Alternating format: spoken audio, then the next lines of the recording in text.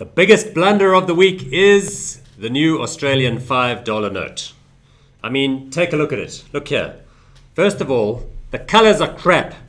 Secondly, that's the Queen of England on the note. What the fuck is she doing there? I mean, I thought she's from England. That's another country. And while I'm on the subject of her, why does she look like she's from the 1950s? That's an old picture, right? She's 90 now. How about getting a version that looks somewhat more like the original? And then finally, what's that stuff down the side? Down the side there. Apparently it says here, it's an eastern spine-bill bird on top of a prickly Moses wattle flower. No, man, it looks like vomit. Yes, that's right, it looks like Chanda. Daniel Abu is my hero of the week. You know what his job was? He was the spokesperson for the new Berlin airport. It's called the Willy Brandt Airport. It's currently like 5 billion euros over budget and about 5 years past its deadline.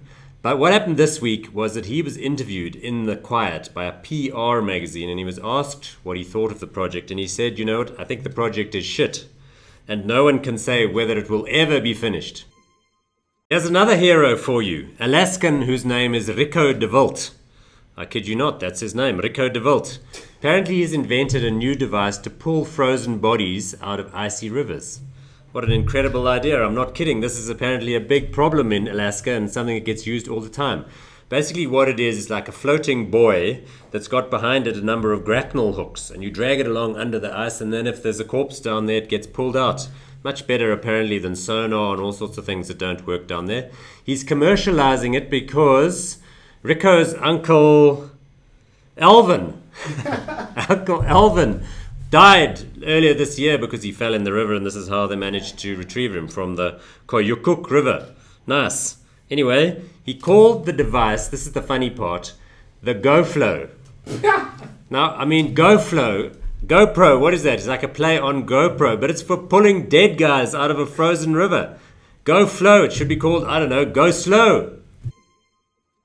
China, out this week with 6.7% economic growth for the quarter.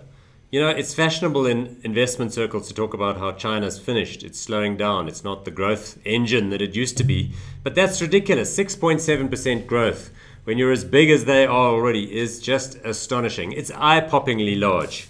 Cracking. And here's another stat for you guys that are critical about China, and that is, did you know that they lead the world by far in terms of energy, technology, green, clean? If you take the cost of what they're investing in solar, wind power, and all sorts of other renewables, it's larger than all of the other major global regions, United States of America, European Union, and Japan put together. So put that in your green tea and smoke it.